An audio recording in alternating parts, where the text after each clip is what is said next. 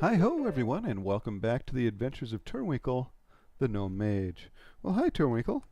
Hi there. Are you all set for tonight? Affirmative. Well, great, because tonight we're going to be talking with Olivae. And again, I may be mispronouncing that, but we will find out if we are. And we're here at the Tower of Azora in Elwyn Forest.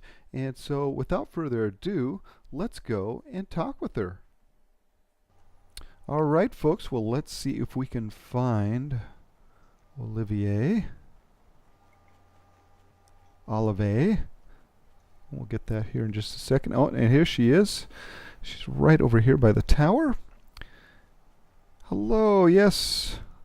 And so we have Olivae Kane, Chief Medic of the Conclave of Azora, nicknamed Liv, Livy, or Kitten. I assume her husband calls her Kitten, but we'll find out more about that in a bit. Administrator of the Conclave of Azora, Olivae the Patient, level 90 human priest, currently relaxed and rested. Do you mind if we call you Livy? Livy's perfectly fine. Excellent. Because how do you pronounce that correctly? Wow, if I could talk. The correct pronunciation is Olivae. Olivae. Excellent. All right, well, folks, we are going to sit down and learn all about Livy here and her tune, and we're just going to have a great time doing that tonight. So we'll be right back as we sit down and start to learn all about that. All right, and we're back, folks. So the first question we always ask, and I think it's a great icebreaker, is how did you come up with your name? Did you get it out of a book, from a movie? How did you come about with Olivae? When I was creating the character, originally I wanted her name to be Olivia. Unfortunately, the name Olivia was taken on the server, and I didn't really know much about the special alt characters where you have the little hash. Oh, or sure. Sure. or like what I like to call a little over the I or any of the E's or anything like that. So I was like, well, let's play a little bit with a variation. And at first it was going to be Olivay. And then it's like, well, what does the AE look like? And I really liked the look of the AE. So I decided to go with that. Now, do you use that name on any other tunes that you might play? I don't really use it on any other tunes. I did play the Final Fantasy XIV A Realm Reborn beta, and Olivier was a human paladin there, and that's really the only variation of the name or the handle that I've used. I've used other handles in MMOs. I don't really play them that often, but I do enjoy beta testing them. Okay, well, excellent. So, folks, when we come back, we're going to dig into Livy's MRP. So we'll be right back to start looking into that. Alrighty, folks, and we're back, and we have Livy's MRP opened up here. And as we can see, she's an experienced RPer in character, Eyes Violet. Now that's a unique choice. Why did you choose Violet Eyes? Well, when I was creating the tune and then creating the MRP, I noticed the tune actually had violet eyes, and I was like, why not? Let's go with violet, sure. You We'll bet. rock out those purple eyes. You bet. And I think it's definitely, like I said, unique. And so I like all those little stuff that people tend to put into their, not only the MRP, but on their characters as well to make them stand out. Because there's only so much you can do in World of Warcraft to do so. So that's what I think makes role-playing in World of Warcraft neat, because, again, you're not just what you see, but you are what you've made your character to be as well. So great job there. You're obviously human. Well, I guess you could be Worgen as well, but in this case you're human. Height 5'6", slender weight, and you're currently, as we said earlier, relaxed and rested. So if you would do us a great favor and just read what you've written here in your description. Okay.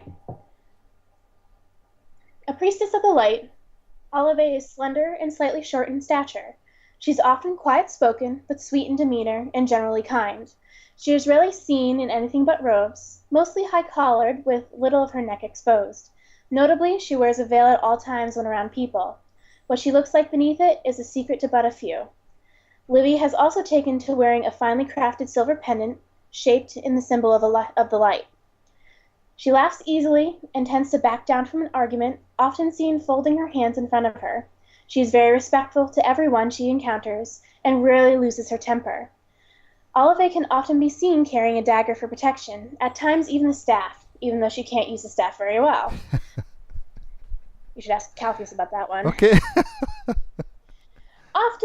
She often carries a satchel, within it containing a field medical kit, her sketchbook, and some writing utensils. She also carries around a tin of soothing tea, just in case. Without her veil, burned scars stretch up along the right side of her face, curling over her chin, and stretching down along the right side of her neck to disappear into her clothing. They are darker than her normal skin tone. She wears an engagement ring and a wedding band on her left hand, marrying Calpheus Cain on August the 2nd. Oh, okay. Well, wonderful on the marriage. That's awesome. And folks, if you haven't seen the episode on RP relationships that we did with Marianda and Devanor, I highly suggest it because we talk about in-game relationships, and we'll talk with Livy about that a little bit in the future here in this episode, and we'll find out how that's going. Now, a few questions on your MRP. Now, there's a finely crafted silver pendant. Now, is that something special to Livy? Yes, actually, Calpheus gave it to her in order to help ward off nightmares when we were on a campaign in Netherstorm. She was having some very bad nightmares about a shadow priest that was plaguing her, and as well as stalking the rest of the Conclave.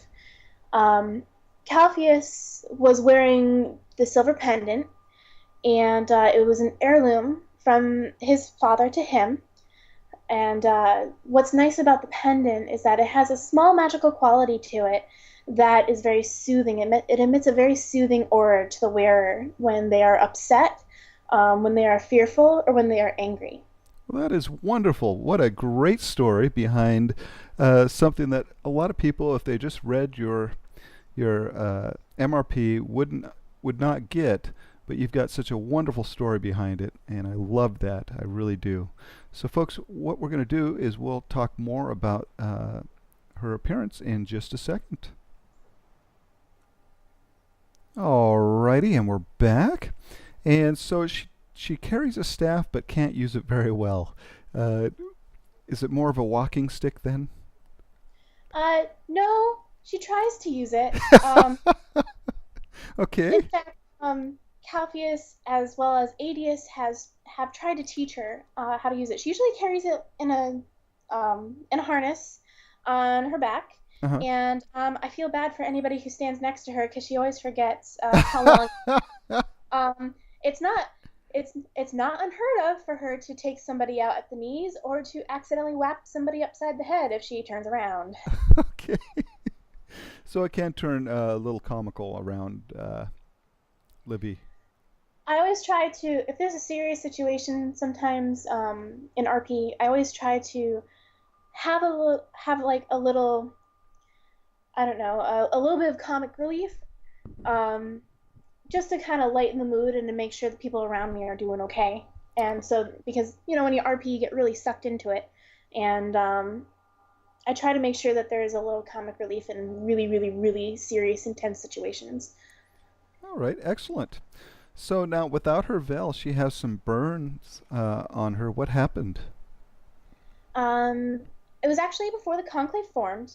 Kristen and I came up with how our characters know each other. I mean, it's not often that a warlock and a priestess know each other very well.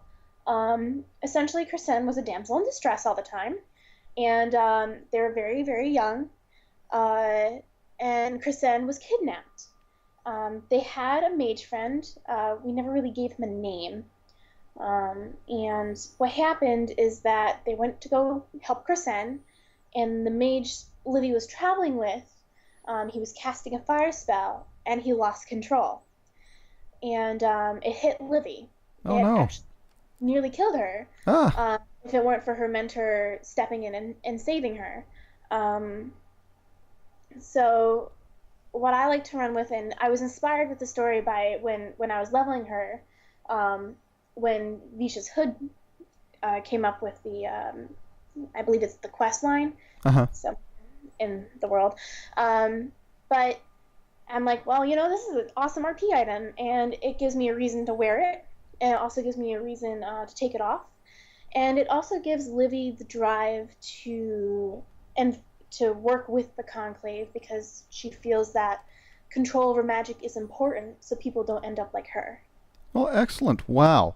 That's a great way to add not only uh, kind of a interesting part of your history, but it also allows you to have some different hooks in your RP as well. So that is great. All right, folks, when we come back, we'll look at Livy's biography. And so we'll do that when we get back. And we're back with Livy's biography. And so as we see here, she's the chief medic of the Conclave of Azora. She's 27 years old. Currently her home is in the Tower of Azora.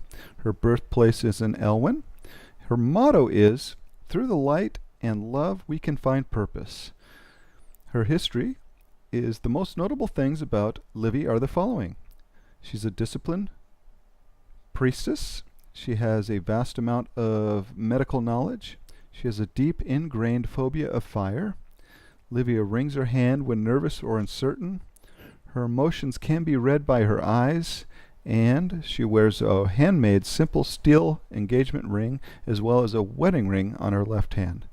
So wonderful. Now, first thing, birthplace in Elwyn. Now, where in Elwyn were you born? I never really I mostly use it as a generalized place. She was born in Elwyn, and through misfortune she ended up in the cathedral's orphanage. Oh, okay. Well, Um, it's it's I just never really came up with a backstory for it, and I should really sit down one day and write it. But she was raised in the cathedral's orphanage, and it was where her mentor found her, essentially her father figure, and trained her to become a disciplined priestess. okay, wonderful. Now, her motto, "Through light and love we could find purpose." That is a great motto. Um, do you use that often? Every now and then, if it's where she's comforting somebody, or if she's doing, well, she doesn't really do movable speeches, but if she's just talking with somebody and having a heart to heart, she kind of works the motto in. She doesn't actually say the motto, but she explains it in a broader aspect. Okay. And you are the chief medic of the Conclave of Zora. So do you teach the classes in the Conclave of Zora for the medic side of things? I do. I do some teaching. I do run like little field training events. I also run medic classes where I essentially kind of put my real life medical knowledge into game aspect. And I do interview the new medics as well as run some herbalism classes. Oh, well, wonderful. Alrighty, folks. When we come back, we're going to talk a little bit more about Livy's RP. So we'll be back with that. Alrighty, and we're back. So how long have you been role-playing Livy? I've been role-playing Livy probably, I want to say a year and a half. Oh, A year okay. and 9 months, thereabouts. I created her back in, I want to say it's end of May, beginning of June of 2012. Oh, okay. So when you created her, did you have kind of her storyline in mind, or was it something that's kind of come along naturally?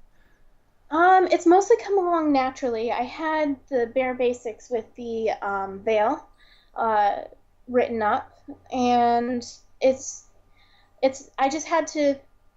I guess you could say she just had to speak with me in a way. Oh, sure. It's it's I have a very weird connection with characters that I create. I'm not crazy, I promise. No, that makes sense. You'll find that a lot of our peers, as they go along, they tend to, like we just mentioned, grow naturally. They start to react to people in the game as their character would react, and so that makes total sense. So, how long have you been role playing in World of Warcraft then? I have been role playing World of Warcraft since 2011. I believe I signed up with an RP guild. Um, I want to say midsummer of 2011. Oh, okay. And so, have you RP'd like any other type of games, like Dungeons and Dragons, any tabletop games, anything of that sort before? Oh yeah, I'm a gamer. I I have role played in White Wolf. That was actually my Oh, first major RP. It was a live action RP. uh huh. Um, I began role playing at about 13, 14 in the old MSN chat system, and that is where I sort of developed the paragraph part of my role play, as well as discovering my love for writing. Um, I've role played in Boffer, which is where you kind of run around with plumbing supplies. Boffer LARP. I have a character there that's essentially a paladin, and I run around in a leather shoulder guard, a bodice, and chainmail with a sword and shield. Wow, that is awesome. And I think, in fact, I've been wanting and hopefully will soon talk with some people just about LARPing and the wonderful things they do in that aspect of role playing as well. So that is great, and we'll definitely keep you in mind when we come around to that topic. Um, so wonderful. So, how did you get involved in the role playing in World of Warcraft? Did were you just playing the game, with the PVE and stuff, and found role playing, or was it something that someone told you about? I started out on Argent Dawn, just before the RP actually moved to Wormrest from there. Um, I was kind of just walking around and I was bored, and I saw like this paragraph post. I'm like, what the heck is going on here? So it was at the Pig and Whistle, and I kind of just plopped my character on the roof and just watched this Arky fight unfold. I am like, what are they doing? What's going on? This is really kind of cool. That's like kind of like what I used to do on MSN. I am so totally getting into this. Well, And wonderful. that's when I first came up with my original World of Warcraft RP character, Sarasi. And she she was originally a Worgen rogue. It was actually just after Kata dropped that I got into RP. Oh, well, great. So, folks, we're going to come back and we're going to look into that a little further. So, we'll be right back. Alrighty, so we're back, and I guess the next question is, how hard or easy was it to get into role playing in World of Warcraft for you? At first it was a little difficult because I was a bad role player because I didn't research my lore. I Okay. did not research my lore at all. I kind of went in blind, and I got shunned a lot for it. So then I kind of switched gears a little bit. I actually kind of gave up. It didn't help that my computer absolutely fried out at the time.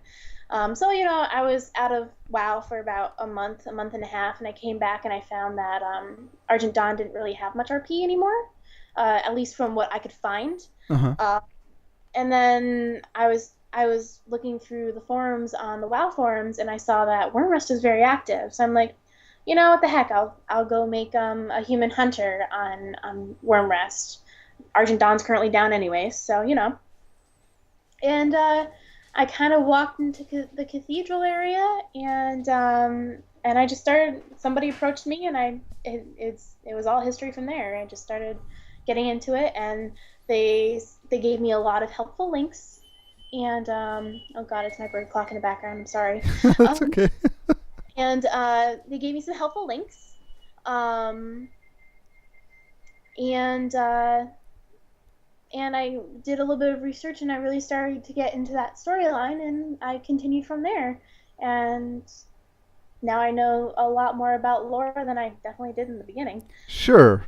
Well, that's wonderful. Again, sometimes that's all it takes is just a random walk up, or someone to kind of take you under their wing, as it were, and kind of give you those links and those helpful tips to get you rolling. And once you do, a lot of people just don't ever look back and take the reins and run with it, as it were. So wonderful. So folks, when we come back, we're going to learn a little bit about the player behind the screen and see what we can learn there. So we'll be right back with that. And we're back. So we always tend to ask a little bit about the person that RPs. And so what can you tell us about you, the person behind the screen? Well, the person behind the screen, I'm 25. I am a full-time veterinary assistant. Oh, okay. I between my roommate and myself, we have 8 cats, 2 dogs, a fish, and 2 birds. And what's as well as extra roommates. And what's your fish's name? My fish's name is Romeo. Because he likes to romance one of the cats. He blows a bubble nest. Beta fish have when they are trying to impress a lady, they make these big bubble nests at the top of the tank. And usually the bigger the fins, the bigger the nest, the more likely the lady is to like them. Seven, who is the 7th cat, he's an orange tabby, who is very, very fat. He likes to sit in front of the fish bowl or lay in front of the fish tank and flirt with the fish and the fish back. And thus coming his name to Romeo. Okay, wonderful. And so again, do you use your veterinary skills basically to help you with your medical RP? I do. I use a lot of the veterinary skills that I can convert into human. Granted, animals and humans are kind of the same. Sure. With organs. And a lot of the triage stuff that Livy teaches, I use through my emergency experience in the veterinary field. I work in a 3 to 4 doctor practice, and we see a lot of sick animals. Oh, man. A lot of disease pop up, and I love the emergency work. That's really my bread and butter. I love the adrenaline rush, and I always feel like I'm making a difference. I like to think when I wake up in the morning, I'm saving the world one animal at a time. Wonderful, wonderful. Now, besides LARPing and RPing on WoW, do you have any other hobbies? I have 2 other hobbies. I make jewelry and I sell it on an Etsy shop. It's when I'm role playing, I'm either knitting something or I'm working on a jewelry piece, unless it's like really intense, like an event combat orientated RP, or if I'm running soup kitchen at the time. And like if it's just like, relaxed random RP, I'll sit there and I'll make a pair of earrings, or I'll work on one of my necklaces. Otherwise, I also write. Every year in November, I participate in National Novel Writing Month. Wow. Also known as NaNoWriMo. It's 30 days and nights of literary abandon, which is their catchphrase. Um, Essentially, you have to write 50,000 words in 30 days. Wow, that's awesome. Now, do you find that that helps you with your RP at all, or the other way around? It's usually the other way around. My RP sometimes inspires me to write. So like with my characters, um, I'll write side stories, and I like to share the side stories with friends in the guild. I'll post them on our Shifter site. And then when it comes to like just writing originals, um, again, I have multiple established characters in my head that kind of poke me, I guess you could say, every now and then, going, "Hey, you should write a little bit something like this about me." And it's a very strange way that my mind works, and it's almost like a file folder. You open up the filing cabinet, and you have just these lists of files, and whoever pops out of the file kind of gets a little bit of a spotlight. Great. Well, that is wonderful. So, folks, when we come back, we're going to seek out some advice from Libby on for those people that want to start RPing. So, we'll be right back with that. All right, folks, and we're back, and we had just did a episode on RP relationships, in which you are involved in one. Can you share a little bit about that with us? Let's see. Calpheus Kane is first off, he's an awesome role player. I kind of accidentally stumbled into him in the Cathedral District. We were all at there was like some sort of meeting going on down in the catacombs, and Kristen, Ephraim, and I were kind of just rolling around the Cathedral District, and we went down into the catacombs. I don't remember how, but that's where Livy met Calpheus, and it all kind of just he whispered me the next day, going, "Hey, do you want to RP?" And I'm like, "Yeah, sure, why not?" And so we RP'd, and we kept RPing every now and then. For a while, it wasn't like anything consistent. He was running Sable Sun Company at the time, and they came out to the tower one day. They were a mercenary company, and the Conclave hired them to come with us on a little expedition to Zul'Gurub, the one out in Stranglethorn. I think it's Zul'Gurub. And, Calpheus promised Livy that, he'd teach her some self-defense lessons. And so he gave her a staff. Okay. which, which was going to end up being his doom. So they continued to talk, and I was talking a lot with Calpheus out of character, and we were just hanging out. We're good friends. Okay. And the relationship between Livy and Calpheus kind of just happened. Okay, wonderful. And you've just gotten married not too long ago, and in game. And so how is that going so far? It's going well. We have to chuckle all the time because on the outside they just play it off as the perfect couple. They never fight. Calpheus is Livy's protector. He definitely takes the hits and he keeps an eye out for her. And then he protects her from all the danger. And then Livy is the healer. She's very quiet and demure. At home, sometimes they fight like cats and dogs. And Calpheus yells, Livy yells. Calpheus yells, Livy cries, and then he's like, gosh, darn it, I'm sorry, Livy. Or Livy says something, or she harps on him because he's hurt and he's doing stuff he shouldn't be, like trying to go to work in the forge. And when his hand is like when she just put his hand back together after he smashed it to smithereens, she's like, really, you're going off to work in the forge when I just fixed your hand? Sit back down and it's. So in other words, it's like real life. It is real life. It was exactly like real life. On the outside, everything's fine. As far as everybody knows, they're sweet as sugar, sweet enough to give you cavities. Behind closed doors, they are a typical working married couple.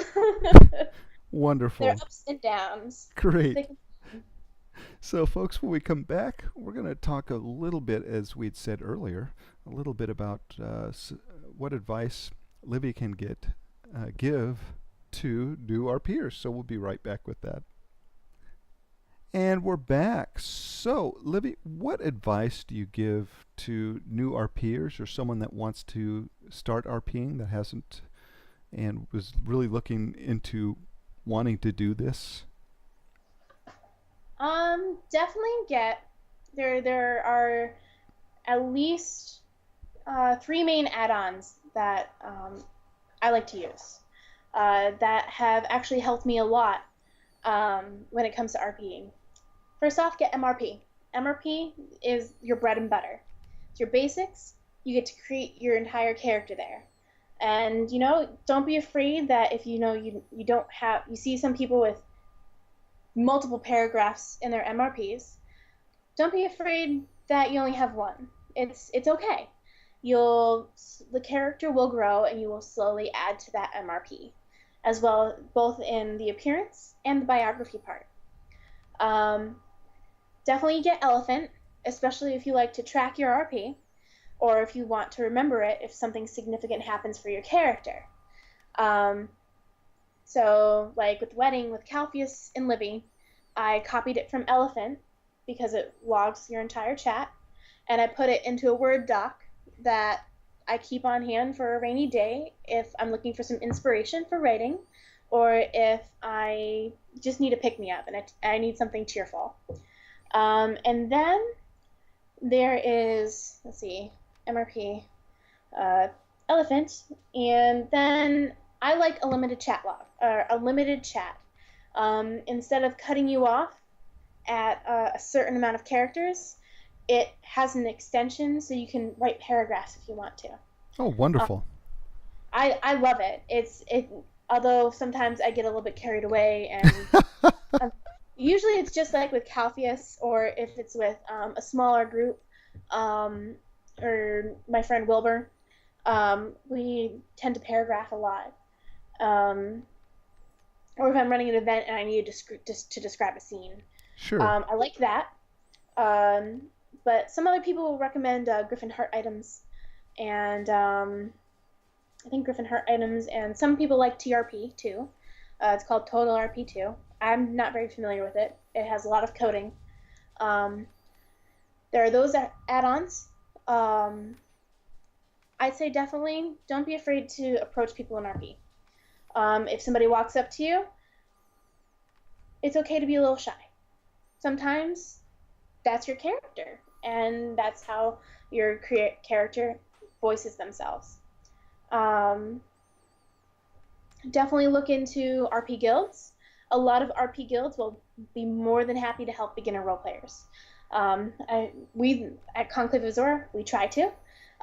We enjoy helping everybody. And there's a whole list on the Wormrust Accord forums, on the actual WoW forums, as well as wormrustaccord.org to help you. Well, wonderful. Don't Wonderful. be afraid to step out of your box. Step out of your comfort zone.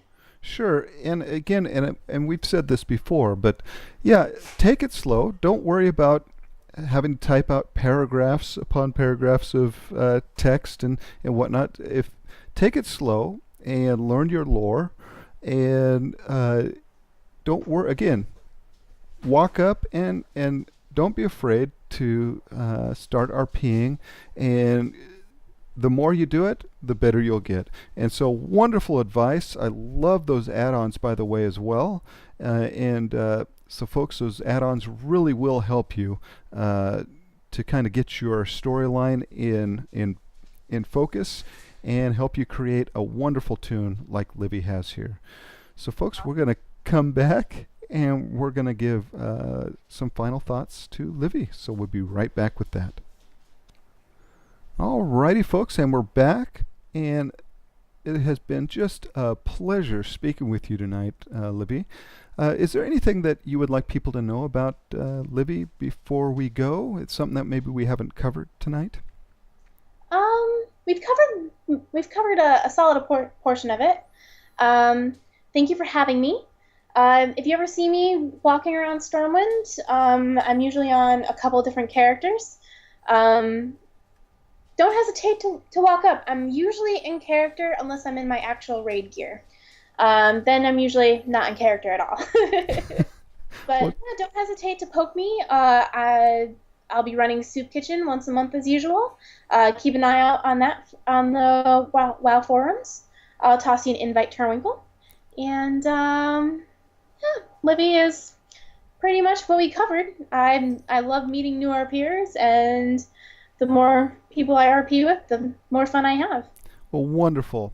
And again, it has been just a pleasure talking with you tonight and learning all about Livy. One thing I would like to add here is we would certainly like to know the website for your jewelry. So go ahead and give us that. So my jewelry website is through Etsy. So go to www.etsy.com backslash shop backslash living wire creations. When you post the video to Wrinkle, I'll actually post the link. But that's Living Wire Creations. It's essentially wire jewelry. There's a lot of steampunk aspect to it. There's a lot of, I actually just released some new wire studs that I figured out how to make. There's a little bit something for everybody. I'll be adding, I have periodically I will do sales or free shipping. And, you know, I post new product at least on a bi-weekly basis. Well, So wonderful. And so, folks, as Livy said, I will post the link to that on the episode. So just look for that in the episode here description as well. So, well, Livy, thank you so much for sitting down and answering all of Turwinkle's pestering questions. We, again, enjoyed it immensely here tonight, and we certainly look forward to seeing more of you in the game. thank you so much for having me. I was very excited, a little nervous, but very excited to do this. Well, again, I didn't notice you being nervous at all, and you did a wonderful job. So thank you, folks. We will see Turwinkle back in the hinterlands right after this. Alrighty, folks, and we are back in the hinterlands, and so, boy, what a fun night, wasn't it, Turwinkle? Sure. You bet. We had a great time. And so we want to thank Libby for spending the time with us tonight to sit down and talk all about her RP, which is just fantastic. So thank you so much, Libby. I am in your debt. We really are. And so, folks, if you like this episode, click that like button. If you'd like to comment, do so below. Let us know what we're doing right. Let us know what we're doing wrong. If you like Libby's RP, comment on that as well. I think, again, she is a solid RPer with a wonderful character there. And if you'd like to subscribe, we'd love to have you, so hit that subscribe button. Well, Turwinkle, you did a wonderful job tonight, sir. Questions right on point, as always. And, sir, we will see you next time. Goodbye. Goodbye, Turwinkle. Bye-bye.